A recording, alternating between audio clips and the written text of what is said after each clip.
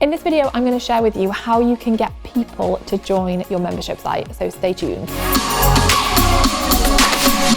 My amazing friend Stu McLaren is hosting a free workshop series where he's going to be teaching how you can build a successful membership site that generates recurring revenue for you. You can find all the info over at fea.link/tribe.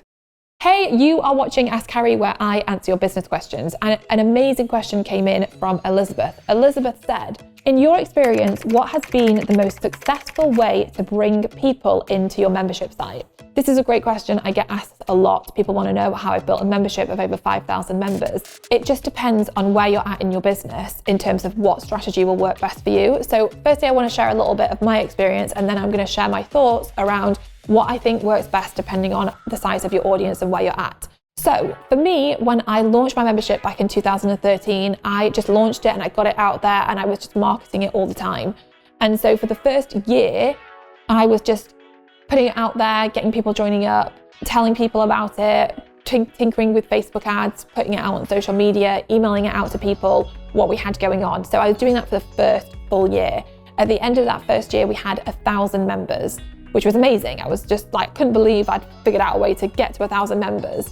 And then I felt like I hit a plateau. I just felt like it was a struggle to like grow it, and it wasn't growing as fast as I wanted it to. That next year, what I ended up doing was closing the membership down and making it so that no one could join. We actually made some updates to the website we were working on the membership site itself. And it was actually really great because I had been doing the marketing and trying to create the membership and make it an amazing experience and look after our customers.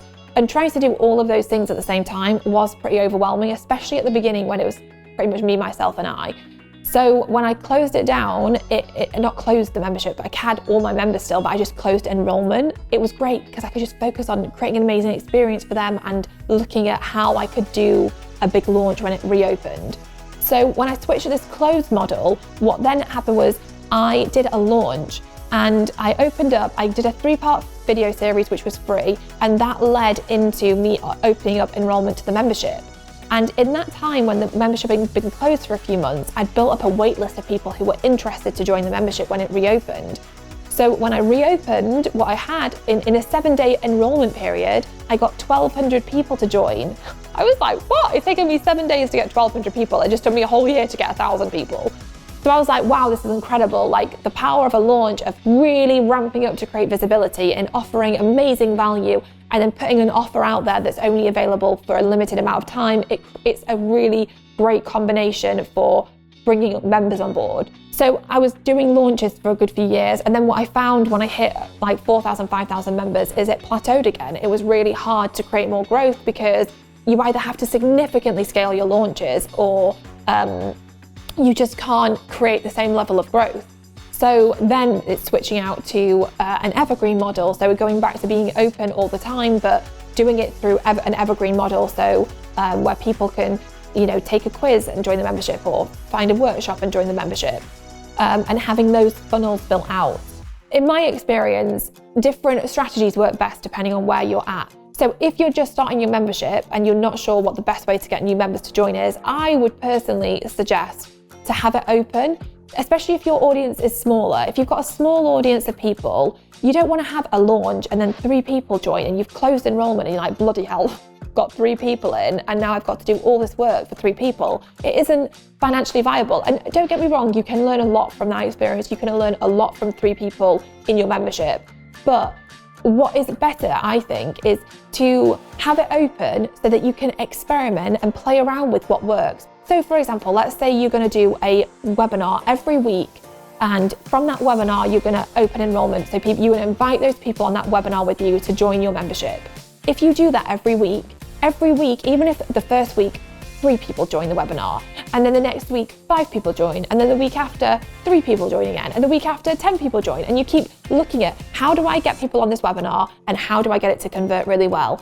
As you go through that process and you commit to that, you're going to learn so much, and your skill set's going to evolve, and your ability to get people to convert is going to evolve, and understanding what people need, what their biggest blocks are, why they're not joining, like being able to ask them that on a workshop, like what's holding you back, what's stopping you from joining.